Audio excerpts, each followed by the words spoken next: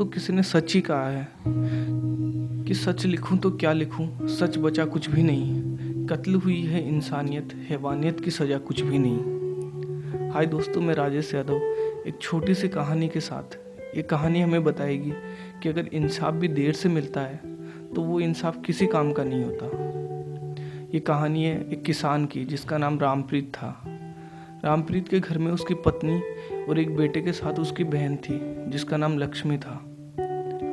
एक दिन रामप्रीत अपनी पत्नी से कहता है कि मैं खेत में जा रहा हूँ, आज खेत में मजदूर लगाने हैं, इसलिए मेरा जल्दी पहुँचना ज़रूरी है, इसलिए मेरा खाना तो मेरी बहन के हाथ भिजवा देना।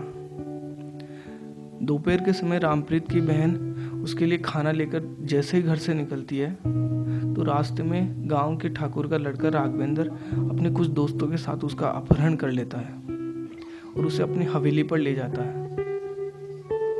लक्ष्मी उनसे किसी तरह से अपने आप को छुड़ाकर भागने की कोशिश करती है, लेकिन बाहर जाने के सारे दरवाजे बंद थे, इसलिए वह छत की ओर भागती है और छत से कूदकर अपनी जान दे देती है।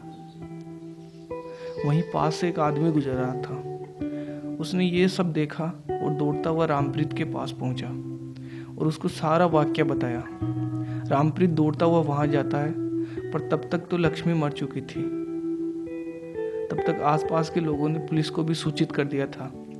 पुलिस आती है और लाश का पंचनामा करके पोस्टमार्टम के लिए भेज देती है। जांच करने के बाद पुलिस राघवेंद्र को उसके दोस्तों के साथ गिरफ्तार कर लेती है। रामप्रीत भी रोते हुए अपनी पत्नी से कहता है कि देखना, मैं इन सबको फांसी दिलवा के रहूंगा। लेकिन 2 दिन बाद ही राघवेंद्र और उसके दोस्त जमानत पर रिहा हो जाते हैं। मुकदमा काफी लंबा चलता है। तब तक रामप्रीत भी बूढ़ा हो जाता है, उसकी पत्नी मर जाती है। एक दिन वह अपने बेटे वैभव से कहता है कि बेटा, शायद अब मैं भी ना बचूं, इसलिए तुम मुझसे एक वादा करो कि तुम अपनी बुआ के हत्यारों को सजा जरूर दिलवाओगे। कुछ दिन बाद रामप्रीत भी मर जाता है। उसके थोड़े दिन बाद राघवेंद्र और उसके दोस्त भी धीरे धीरे एक एक करके सब मर जाते हैं। केस लड़ते लड़ते रामप्रीत का बेटा भी बूढ़ा हो जाता है।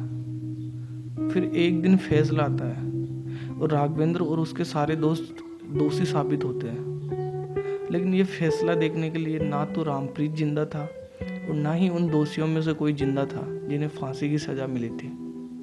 फिर क्या फायदा हुआ ऐसे इंसाफ का, जो समय रहते रामप्रीत की बहन को न्याय ना दिला सका। ये तो नाइंसाफी हुई ना।